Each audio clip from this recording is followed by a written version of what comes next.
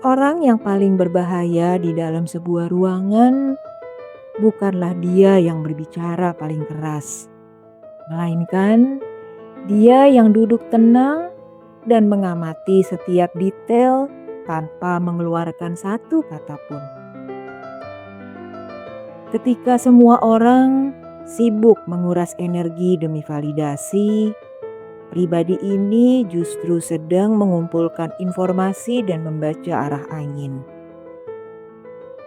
Keheningan mereka bukan tanda ketidaktahuan, melainkan sebuah strategi psikologis tingkat tinggi untuk memegang kendali penuh tanpa perlu mengotori tangan dengan perdebatan yang sia-sia.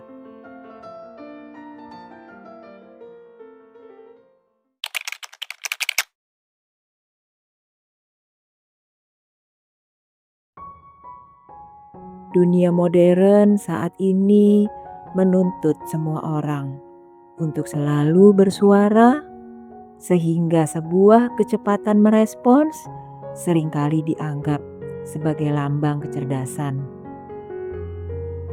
Secara psikologis, dorongan untuk selalu berkomentar ini justru lahir dari rasa tidak aman dan rasa ketakutan ego akan diabaikan. Sebaliknya, kemampuan menahan kata-kata justru menunjukkan fondasi mental yang kuat dan kondisi mental yang sudah selesai dengan dirinya sendiri. Saat seseorang memilih diam, indera penglihatannya dan indera pendengarannya justru menajam untuk membaca gerak-gerik serta motif asli lawan bicara tanpa distorsi. Ketika lingkungan sekitar terkecoh oleh ilusi bahwa diam itu lemah, pribadi yang tenang ini sebenarnya sudah memenangkan separuh pertempuran.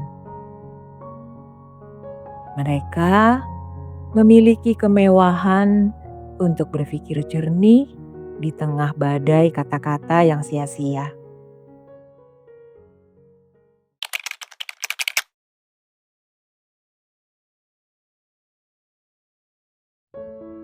Stoikisme mengajarkan prinsip dikotomi kendali, di mana opini orang lain dan juga kebisingan dunia adalah faktor eksternal yang sama sekali tidak bisa diatur.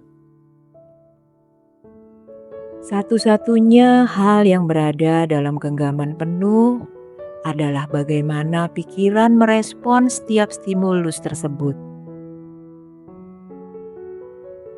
Menahan diri dari reaksi impulsif akan memberikan ruang bagi akal sehat agar tidak menjadi budak emosi sesaat. Membalas sebuah hinaan dengan kemarahan hanya akan menunjukkan bahwa benteng pertahanan diri sudah berhasil diruntuhkan oleh gangguan luar. Dengan memilih diam, sebuah pesan kuat dikirimkan bahwa ketenangan internal tidak akan pernah bisa digoyahkan oleh tindakan apapun. Keheningan dalam prinsip stoik bukan sekedar absennya suara, melainkan kehadiran kebijaksanaan tertinggi dalam menjaga harga diri.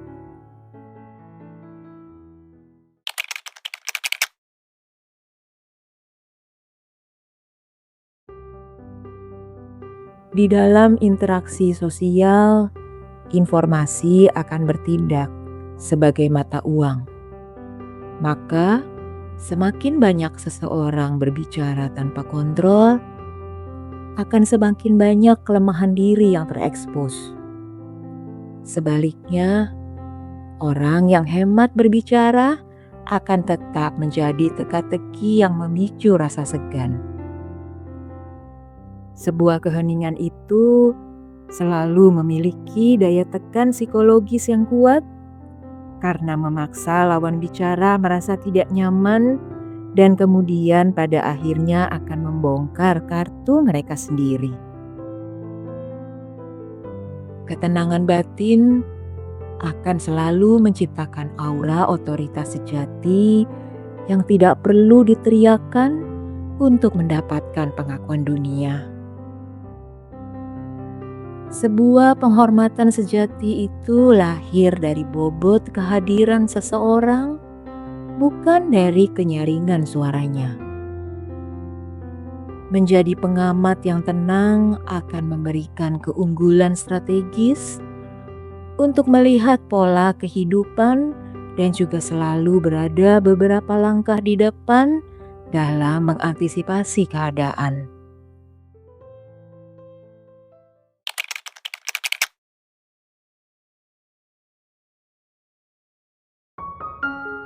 Menerapkan kekuatan keheningan itu dapat dimulai dengan melatih diri untuk mendengarkan dengan tujuan memahami, bukan sekedar memikirkan kalimat balasan. Di tengah situasi yang memanas, ambillah jeda sejenak untuk mengamati bahasa tubuh dan emosi lawan bicara kita. Lalu setelah kebisingan mereda, barulah berikan respons yang singkat, padat, dan solutif dengan nada yang tenang. Waktu kesendirian juga harus dimanfaatkan untuk menata ulang ruang batin dari polusi informasi harian untuk memulihkan energi mental. Kekuatan sejati seorang manusia itu tidak pernah diukur dari seberapa keras suaranya menggema di sebuah ruangan, melainkan pada kemampuan jiwa untuk tetap bijaksana saat ego menuntut untuk meledak. Di dalam diam yang penuh pengamatan itulah otoritas hidup yang sesungguhnya akan bersemayam.